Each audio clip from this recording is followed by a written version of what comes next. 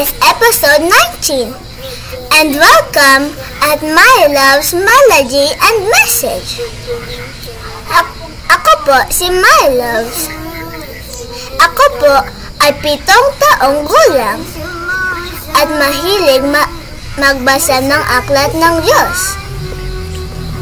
Ngayong araw, matutuklasin natin kung sino talaga ang nagtuturo sa puso natin.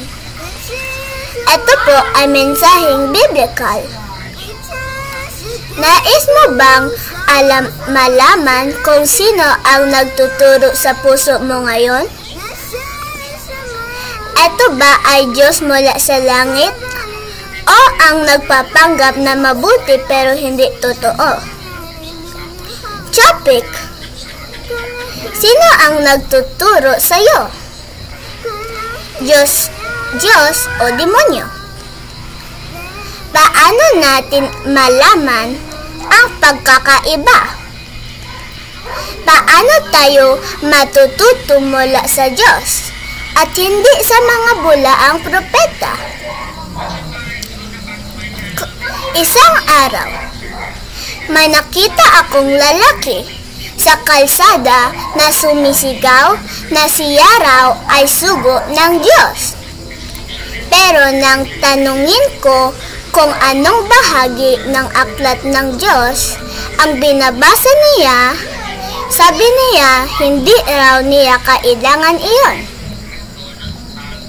Napaisip ako, pwede bang magturo ng kalooban ng Diyos kung hindi binabasa ang aklat ng Diyos?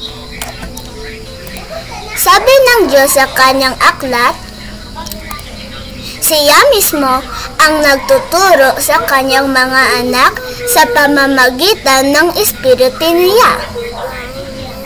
Hindi sa pamamagitan ng mga taong hindi nagbabasa ng aklat niya. Kaya dapat tayong mag-ingat. May mga nagpapanggap na mabuting guro, pero hindi sila mula sa Diyos. Para silang mga huwad na Kristo na nagtuturo ng kasinungalingan. Narito ang mga talata mula sa aklat ng Diyos.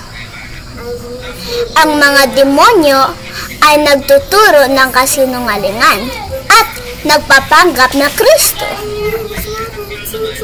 1 Timothy chapter 4 verse 1 to 2. Ang mga anak ng Diyos ay tinuturuan ng Diyos mismo sa pamamagitan ng kanyang aklat. Isaiah chapter 54 verse 13. Ang mga hindi nakakaunawa ay mga anak ng demonyo. Daniel chapter 12 verse 10. Ang mga anak ng Diyos ay ipinanganak muli na may espiritu ng Diyos sa katawan nila. John 3 verse 5. Ang Diyos ang nagtuturo sa lahat ng bansa ngayon sa pamamagitan ng kanyang aklat, hindi sa pamamagitan ng tao. John chapter 6 verse 45. Matalinong tanong. Kung may nagtuturo sa iyo pero hindi nagbabasa ng aklat ng Diyos, tinuturuan ka ba niya ng kalooban ng Diyos? Halimbawa, kung ang guro mo ay nagsabi na 2 plus 2 ay 5, maniniwala ka ba? Hindi. Kasi ang totoo ay 2 plus 2 ay 4. Ganoon din sa pagtuturo ng Diyos. Ang aklat niya lang ang may katotohanan. Aral. Ang Diyos lang ang tunay na guro ngayon. Tinuturoan niya tayo sa pamamagitan ng kanyang aklat. Dapat natin itong basahin at sundin. Kung may nagtuturo ng hindi ito binabasa, hindi siya mula sa Diyos. Summary.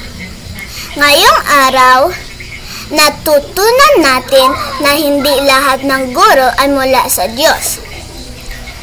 May mga demonyo na nagpapanggap na Kristo. Pero ang Diyos ay nagtuturo sa kanyang mga anak sa pamamagitan ng kanyang aklat at espiritu. Matalinong tanong. Sino ang gusto mong magturo sa puso mo? Diyos o demonyo? Inspirasyon.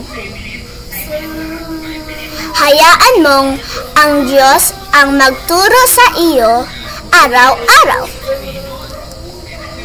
Basahin mo ang aklat niya at maging matalino at matatag ka. Maraming salamat sa panonood at my love's melody and message. Ako po si My Loves, ang child of truth. Paki-like, share at subscribe po kayo. Pagpalain kayo ng Diyos hanggang sa susunod na episode.